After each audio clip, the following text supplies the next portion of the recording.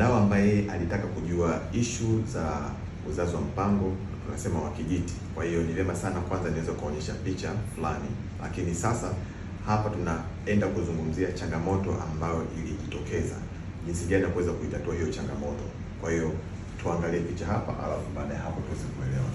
Nafikiri watu wengi wale ambao washazaa, ambao wanataka kuweka au kupangilia uzazi, umeshawahi kuona kitu kama hichi. Hii kinaitwa implant. Ni aina ya uzazi wa mpango ambao mara nyingi tunasema kwamba unapokuwa umeiweka katika mkono kinaweza kaa miaka mitatu.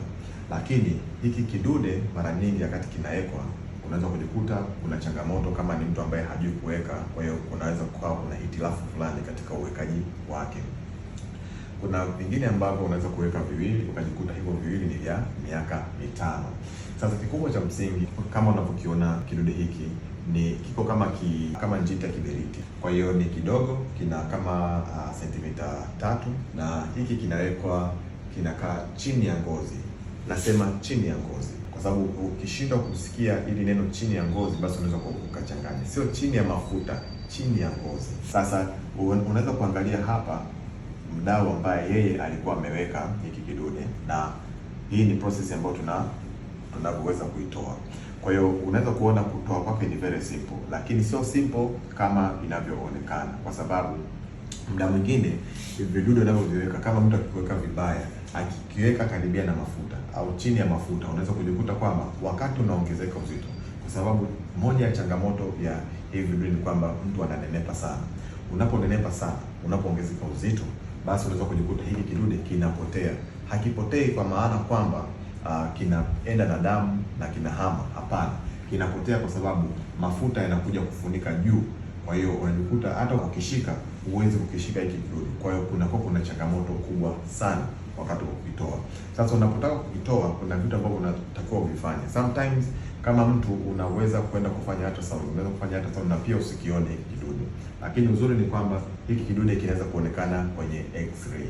Sasa ukija kwa karibu kidogo, unaweza kuona kabisa kwamba huyu mtu jinsi anapotoa hapa, kama kuna kamlima fulani ambapo haka kamlima mara nyingi tunasema kwamba unaweza kukaona kama hii iko juu kabisa kwenye ngozi. Yaani mtu ambapo hata ukishika hivi unaweza kuifeel. Lakini hapo mwingine akiwa amekiweka ndani sana ukaongezeka uzito, huwezi kukifeel hiki kidude. Kwa hiyo mwisho wa siku inabidi ufanye x-ray. Sasa nitaenda kuonyesha picha x-ray ili uweze kuona kinavyoonekana kikiwa kiko ndani ya mwili.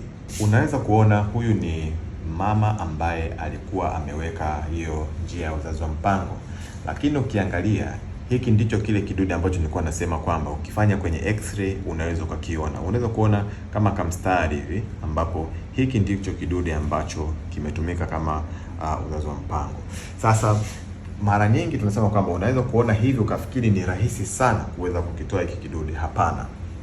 Hiki kidude sio rahisi kukitoa. Unaweza kukiona hivi kwenye x-ray, lakini unapoenda sasa kufanya zile processes zote za kuweza kukitoa hiki kidude ni ngumu sana. Kwa hiyo muda mwingine unaweza ukajikuta kwamba unaweza ukafunguliwa ile ngozi kabisa ya juu ambayo maki unaweza tukaangalia kale kaalama ambako au kovu ambao ilitumika kuwekea kale kadude.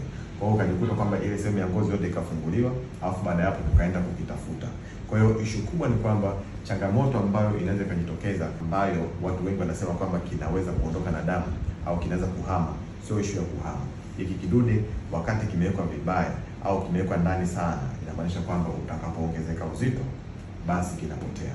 Kwa nafikiri mdau ambao umepitia hii changamoto unaweza kunielewa, na tiba halisi, fika hospitali, utaweza ukachanwa kwa kutumia ganzi, utapata maumivu. Baada ya hapo tukaweza kukitoa hicho kidubwana. Nafikiri nitakuwa